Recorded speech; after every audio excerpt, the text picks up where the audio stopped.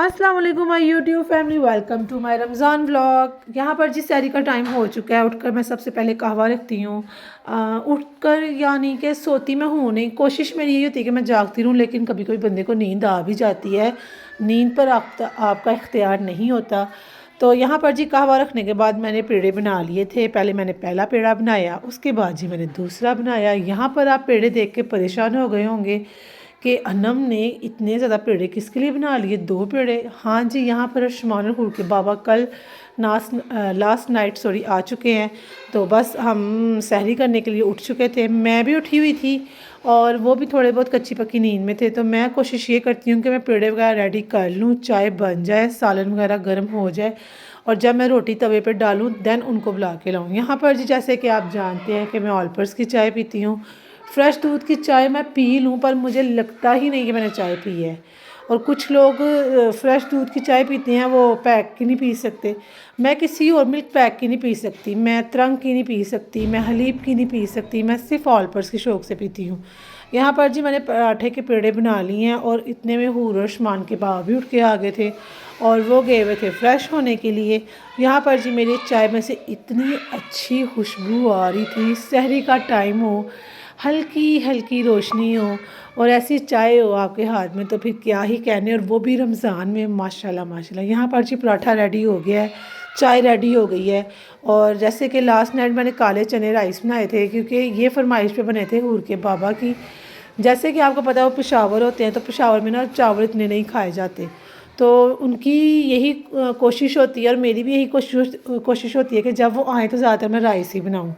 सहरी करने के बाद ही हमने नमाज़ पढ़ी थी और अपने मियाँ जी के 2 स्टेप पीछे नमाज़ पढ़ने का अपना ही मज़ा होता है और बड़ी खुशी होती है आपको, बड़ा सुकून मिलता है आपको और बड़ा आपको तहफ़्फ़ुज़ फ़ील होता है। एक तो आप अल्लाह के आगे झुक रहे होते हैं और दूसरा आपका लाइफ पार्टनर आपके साथ होता है। तो ऐसा आपको फ़ील हो रहा होता है, शायद मुझे ऐसा फ़ील होता है कि जो आपके दिल से दुआ नहीं करी होती है ना, वो आपके लाइफ पार्टनर को भी पता होती है।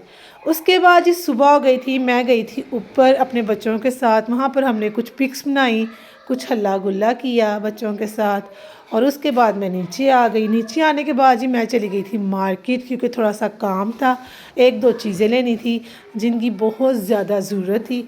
तो जब आप कुछ भी लेने जाओ ना, तो रास्ते में अगर आपको कोई टॉयज़ वाली शॉप नज़र आ जाए तो बस फिर बच्चों को रोकना बहुत मुश्किल है। तो ये टॉयज़ वाली बेसिकली शॉप नहीं थी, ये एक $1 डील था। जिस शॉप पे मैं गई थी उसके साथ था। तो बस फिर अर्शमान को कार याद आ गई थी और जब अर्शमान को टॉय लेके दो तो फिर हूर को भी लेके देना पड़ता है। और मेरी कोशिश और मेरा मानना भी है कि जब आप एक बच्चे को चीज़ दो तो दूसरे बच्चे को भी ज़रूर लेके दो। तो यहाँ पर जी मैंने अर्शमान को, आपको पता है उसने कार ही लेनी थी, उसको कार का सेट लेके दिया था और हूर ने यहाँ से लिए थे अपने पेंट्स, क्योंकि उसने पेंट्स लेने थे, ऑयल पेंट्स, उसको दिल का रहा था। उसके अलावा जी ये यहाँ पर कुछ ना डेकोरेशन पीसीस थे जिनमें से मैंने कुछ परचेज़ करने का सोचा और मुझे ये अच्छा लगा था तो मैंने परचेज़ कर लिया था। और ये नहीं था किया, पहले वाले किए थे, उनका मैंने सेट किया था, ये मुझे अच्छे नहीं थे लग रहे। उसके बाद ही हम घर आ गए थे। हूर की बर्थडे पे हूर की बर्थडे गिफ्ट्स के साथ साथ अर्शमान की गिफ्ट्स भी आए थे। अर्शमान की कार्स आई थी, अर्शमान की ये डिजिटल बुक आई थी जो कि आप जिस भी चीज़ को प्रेस करते हो ना वो बोलती है। तो यहाँ पर जी मेरे बेटे की स्टडी का टाइम हो चुका है और वो पढ़ रहा है। इसके साथ जी आपको एक मार्कर मिलता है और इसके साथ छोटा सा डस्टर लगा होता है। इस मार्कर का ये फ़ायदा होता है कि बच्चा कहीं भी लिखे इस मार्कर के साथ, इस पूरी बुक के ऊपर वो रेज़ हो जाता है। तो काफ़ी अच्छी बुक है, काफ़ी कुछ इससे बच्चे को सीखने को मिलता है। साउंड है इसमें और जो जो पिक होगी आपने इसको प्रेस करना है, वो बताएगी कि वो क्या है। जैसे एप्पल है, कार है, पुलिस कार है और साथ वाला साउंड निकालती है। तो बस मैं अर्शमान को कोशिश करती हूँ आपके हूर के साथ लेके बैठूँ ताकि अर्शमान में भी शौक़ पैदा हो, लेकिन अर्शमान को भी पेन वगैरह नहीं पकड़ना आता। और जैसे कि आपको पता है कि अर्शमान ना इतनी बातें नहीं करता जितनी हूर करती थी। माशाल्लाह हूर मेरी बेटी इस एज में पेंसिल पकड़ लेती थी और ट्रेसिंग करना स्टार्ट हो गई हुई थी। अब बच्चे की अपनी अपनी पर्सनैलिटी होती है, अपनी अपनी नेचर होती है, हर एक बच्चा एक जैसा नहीं होता। कुछ आपके बहुत जल्दी पिक कर लेते हैं, कुछ थोड़ा टाइम लेते हैं, कुछ को आपको बहुत डिटेल से समझाना पड़ता है, कुछ को आप बस 2-3 बातों में ही समझा लेते हैं। तो अल्हम्दुलिल्लाह मेरी बेटी को मुझे इतनी डिटेल में जाके चीज़ें समझाने की ज़रूरत नहीं पड़ती। और मैं जब भी इसको स्टडी करवाने के लिए बैठती हूँ, सबसे पहले उससे ये पूछती हूँ कि आप मुझे बताओ कि आपने इसके बारे में क्या पढ़ा था या मैम ने आपको क्या बताया था। आप अपने सबसे पहले बच्चे से ज़रूर पूछें कि उसको इसके बारे में क्या पता है। इससे आपको पता चलेगा कि आपके बच्चे का इंटरेस्ट है या नहीं है, या क्लास में वो कितनी अटेंडेंस के साथ बैठता है या नहीं बैठता। एनीवेज जी, ये फिर मटर आ चुके थे और मटर ही मटर आई जा रहे हैं। जब कोई सब्ज़ी मंगवाओ तो साथ मटर आ जाते हैं, और मटर स्टोर करके रख लेने चाहिए, अब बाद में भी काम आते हैं। मटर के साथ साथ जी मेरे मियाँ जी लेकर आए थे गोभी, और आपको गोभी की हालत दिखाती हूँ। आपको बताती हूँ कि मेरे मियाँ जी ने गोभी पकड़ी, मांगी, उसने दिया, मेरे मियाँ जी उठा के लिया। इतनी ज़्यादा ये गोभी ख़राब थी, और आप यकीन करें अभी बिल्कुल फ्रेश आई है। मैंने जानबूझ के इसकी वीडियो बनाई है कि मैं दिखा सकूं कि ये फ्रेश गोभी का हाल है। ये हो ना कोई 2 दिन पड़ी हो, कोई 3 दिन पड़ी हो, तो ये हाल होता है। उसके बाद जी यहाँ पर मेरी बहन चली गई है वापस, क्योंकि रमज़ान था तो वो कह रही थी मैंने वापस जाना है। यहाँ मेरे बच्चे थोड़े से सैड हो गए थे। उसको बाय बाय करने के बाद, अलविदा करने के बाद, मैंने फिर इफ्तारी की तैयारी पकड़ी थी। यहाँ मैंने पुदीने की चटनी बनाई थी। इसकी रेसिपी मैं आपको लास्ट व्लॉग में बता चुकी हूँ कि पुदीना, धनिया, 2-3 हरी मिर्चें, 2-3 लहसुन के जोए, थोड़ा सा नमक, और इसको दही में ग्राइंड कर लेना है और फिर दही में पेस्ट बना के रख लेना है। मैंने स्टोर की थी, वो भी आपको बताया था। यहाँ पर जी खाना काबा से डेट्स आई थी, वो धो के रखी थी। और इतने में जी आ गया है मेरी बेटी का गिफ्ट। ये गिफ्ट कौन सा है मैं आपको अभी बताती हूँ। अभी अर्शमानी रोने लग जा रहे हैं। अच्छा ऊपर ऊपर जाओ, उसका स्वेटर कराओ ऊपर।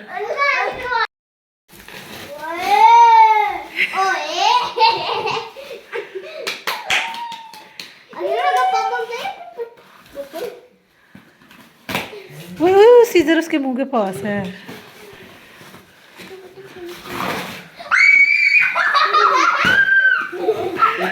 एक मिनट और ओपन तो करने दो ना पापा को, आपको नहीं पता अभी। ठहरो सी, पापा को तो ओपन करने दो, सील खोलने दो। तो जल्दी करो ना, भी मैंने जाना है।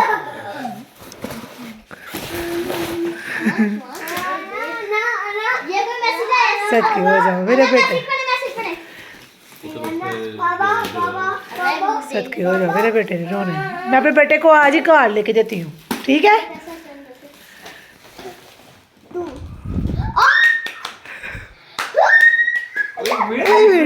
इसकी उसके वो खोले अब। ठहरो ठहरो, ऐसे नहीं खुलना, ऐसे खुलना है। नो नो आसमान नो।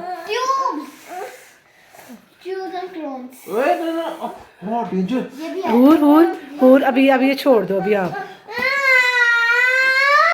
ये जी हूर का गिफ्ट आया था, जो कि उसकी मुमानी और मामू की तरफ से था, जो कि पेंडिंग पे था। पेंडिंग पे क्यों था? ये जी ऑर्डर किया था हम लोगों ने, ऑनलाइन आना था, तो वो बस मेरी बहन निकल गई तो आ गया।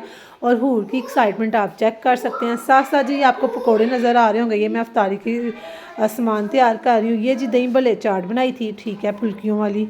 और ये बहुत इजी सी रेसिपी थी, इसलिए मैंने शेयर नहीं की। मैंने कहा सबको ही आती है, कोई अच्छी, कोई मतलब कि टिपिकल थोड़ी सी हो तो बंदा शेयर करे। मैं इसमें क्या कहूँ, आलू बॉयल किए हैं, फुल्कियाँ की हैं, हरी मिर्चें काटी हैं, दही डाला है, नमक डाला है, सुरख मिर्चें डाली हैं, और जी वो डाल के बना लिया। मैं इसमें आपके साथ क्या शेयर करती।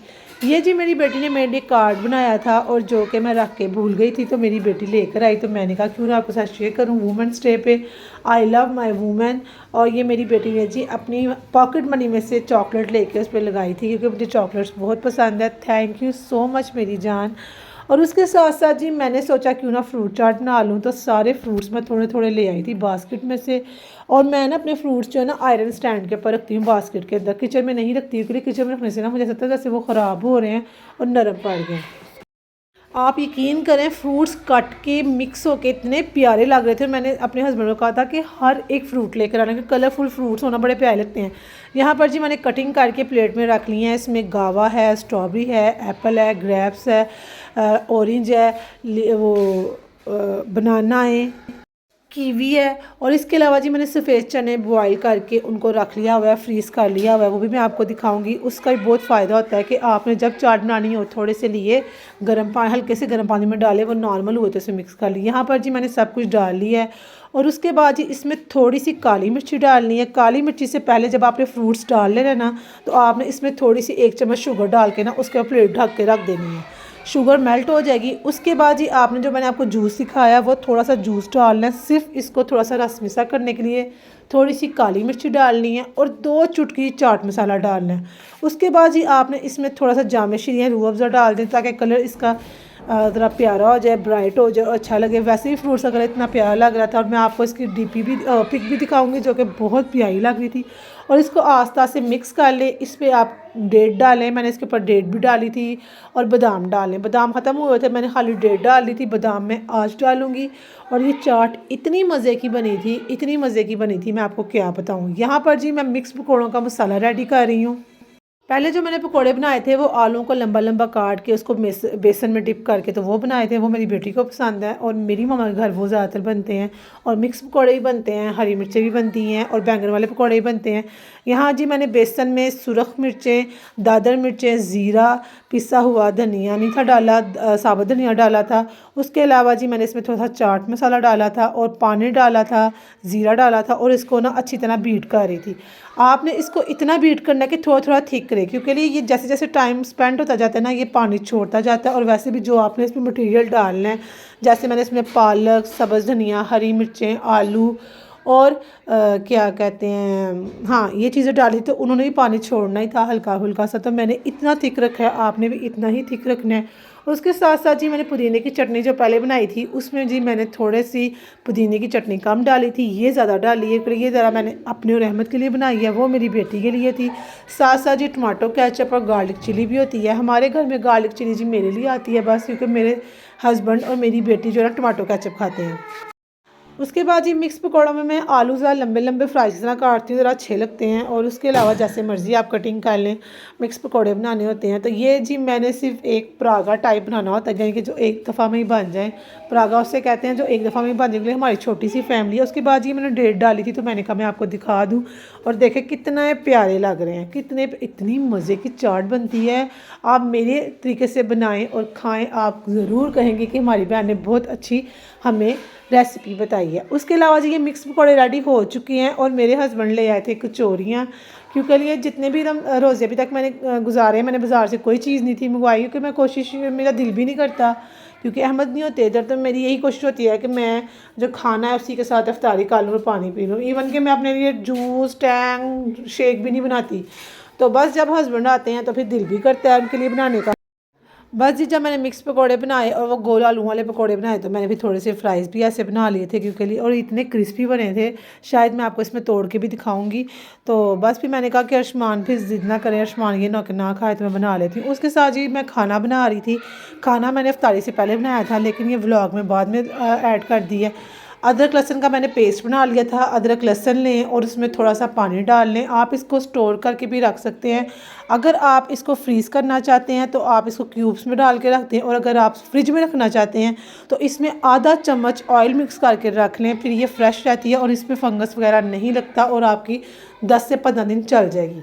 उसके बाद जी मैं बना रही हूँ आलू चिकन शोरबे वाला। तो मैंने प्याज ले लिए थे और प्याज में डाल दिया था ऑयल, और अब इनको मैं थोड़ा सा वो बना रही हूँ। थोड़ा सा ये हल्के से पक जाए, नरम पड़ जाए, तो फिर मैं इसमें चिकन डालूँगी। चिकन डालने से पहले जी मैंने इसमें 1 चम्मच नमक डाल दिया था, और यहाँ पर जी मैंने नमक डाल दिया था। ये प्याज आपको नरम नज़र आ रहे होंगे कि नरम हल्के हल्के से हो गए हैं, तो मैं नमक अब डाल रही हूँ, बोल मैंने पहले दिया है। बस जब रोज़ा रखा होता है तो साथ आपने सारे काम जब देखने हो तो फिर आप आगे पीछे हो जाते हैं, आपका दिमाग भी आगे पीछे हो जाता है। तो बस आपने इंजॉय करना है और इतना फील नहीं करना, ठीक है ना। यहाँ पर जी नमक डाल दिया था। नमक के बाद जी मैंने ज़ीरा भी डाल दिया था। मैंने कहा हल्की हल्की सी खुशबू आना शुरू हो जाए। जब ये नरम पड़ गया तो फिर मैंने इसमें चिकन डाल दिया था। चिकन जी हमारा आ गया हुआ था और मैंने इसको धोकर इसको खुश्क कर लिया था, इसका पानी बिल्कुल ड्राई हो गया था। यहाँ पर जी मैंने चिकन डाल दिया। अब मैं चिकन को लाइट गोल्डन करूँगी, इसको बनाऊँगी, भूनूँगी, और भूनते भूनते जी मैं इसमें डाल दूँगी अदरक लहसुन का पेस्ट, वो वाला जो मैंने ग्राइंड किया था। ज़्यादातर मैं ग्राइंड करके ना क्यूब्स की शक्ल में रख लेती हूँ। एक क्यूब निकाला डाल लिया, जैसे मैंने आपको वो पुदीने की चटनी के क्यूब्स दिखाए थे ना, सेम वैसे। लेकिन मेरी ना ये ख़त्म हुए हुए थे तो मैंने अभी फ्रेश ही मंगवाई थी, तो मैंने कहा चलो बना लेती हूँ। और बातों बातों में जी मेरी सारी जो अदरक लहसुन की पेस्ट थी ना वो डोई के ऊपर गिर गई है। कोई बात नहीं, हमने छट्टा मारना पानी का, ठीक हो जाएगी। जग में जो रह जाए उसको आपने ज़ाया नहीं करना। जो पानी आपने इसमें ऐड करना होगा ना, उस पानी में हल्का सा पानी डालें और इसको हिलाएं और उसको कुकर में डाल दें। इससे जो आपका अदरक लहसुन का पेस्ट लगा होगा ना, वो भी आपका कुकर में चला जाएगा। कैसी टिप दी है, मानते हैं ना? ऐसे छोटी छोटी टिप्स सीखने के लिए और घर की रेसिपीज़, बच्चों की केयर और भी बहुत कुछ देखने के लिए, और आउटिंग के व्लॉग्स देखने के लिए, शॉपिंग के व्लॉग्स देखने के लिए, और मेरी फुल डे रूटीन व्लॉग्स देखने के लिए, एक टू किड्स बेबी की मदर के व्लॉग्स देखने के लिए, एक हाउस वाइफ के व्लॉग देखने के लिए मुझे मेरे चैनल को सब्सक्राइब करें, लाइक करें, शेयर करें, कमेंट करें। और बातों बातों में मैंने टमाटर और हरी मिर्च डाल के इसको भून लिया था। मसाला जब रेडी हो गया, चिकन हल्का सा गल गया, तो मैंने इसमें डाल दिए आलू, और आलू डाल के मैंने सिर्फ कील ऊपर होने तक का प्रेशर दिया था। और उसके बाद जी मैंने, जब वो कील ऊपर हो गई, आलूओं को पहले भूनना है आपने, फिर कील ऊपर होने तक का प्रेशर देना है। उसमें पानी डाला, कील ऊपर होने तक का प्रेशर दिया, और उसके बाद जी मैंने इसमें थोड़ा सा क्या उसे कहते हैं, धनिया जो मैंने फ्रीज़ किया हुआ था वो रखा, और साथ मैंने कसूरी मेथी डाल दी। उसके अलावा जी धनिया जो मैंने फ्रीज़ किया हुआ है वो भी आपको दिखाया था, और मैं ऐसे धनिया फ्रीज़ करने का भी तरीका आपको बताती हूँ। ये धनिया आ गया था, इसको आपने वॉश नहीं करना, आपने एक एयर टाइट बाउल लेना है। उस एयर टाइट बैग के अंदर या बाउल के अंदर आपने टिश्यू रखना है। टिश्यू के ऊपर आपने सारे धनिए को रख देना है। रखने के बाद फिर आपने टिश्यू से कवर करके एयर टाइट बैग को या बाउल को बंद कर देना है। आप 10 दिन बाद भी धनिया निकालेंगे, ये ऐसे का ऐसा ही होगा। बस आपने निकालना है, वॉश करना और यूज़ कर लेना है। ये 2 तरीके थे यूज़ करने के और बताने के। मैंने कहा मैं आपके साथ दोनों शेयर कर दूं, जो आपको इजी लगे आप वो कर लें। लेकिन ज़्यादातर मैं जो ना वॉश करके फ्रीज़ कर लेती हूँ। छोटे छोटे से क्यूब्स की शक्ल में एक क्यूब डाला और खाना रेडी हो गया, जैसे कि आपने पीछे देखा है। बस इसको आप फ्रीज़र में रख लें। फ्रीज़र में रखने से क्या होगा, जब आपने निकालना होगा, निकाला, थोड़ा सा धनिया वॉश किया और पका लिया। उसके बाद ये मैंने पालक भी आई हुई थी जो पकौड़ों के लिए थी, इसको भी मैंने कटिंग कर लिया। इसको भी आपने वॉश नहीं करना, इसको भी आपने एयर टाइट बैग में या बाउल में डाल के ऐसे ही फ्रीज़ कर लेना है। जब आपने यूज़ करनी हुई, निकाली, वॉश की और यूज़ कर ली। यहाँ पर जी पालक मैं थोड़ी थोड़ी मोटी मोटी कटिंग करती ताकि नज़र आए। कुछ लोग बहुत ही बारीक काट देते हैं, मुझे वो अच्छी नहीं लगती, तो जिस तरह की मुझे अच्छी लगती है मैंने वैसी कटिंग की है। उसके बाद जी अल्हम्दुलिल्लाह हमने इफ्तारी कर ली थी। इफ्तारी से फ़ारिग होने के बाद अर्शमान इतना तंग करता है, नील्स नहीं कट करवाता। और मेरे बेटे के ना माशाल्लाह नील्स भी थोड़े से हार्ड हैं। तो यहाँ पर जी वो हत्या चढ़ चुका है अपने बाबा के, और उसके बाबा ने जिस तरह उसको लॉक लगा के ना नेल्स कट कर रहे हैं, ये वो जानते हैं या मेरा खुदा जानता है या मैं जानती हूँ। बहुत तंग करता है, बहुत तंग करता है। नेल्स नहीं कट करवाता और कटिंग नहीं करवाता, हेयर्स कट नहीं करवाता। तो बस फिर इसलिए इसके बाबा नेल्स कट कर रहे हैं। और आप यकीन करिए अभी सिर्फ इसके फुट के नेल्स कट हुए, हैंड के नहीं हुए।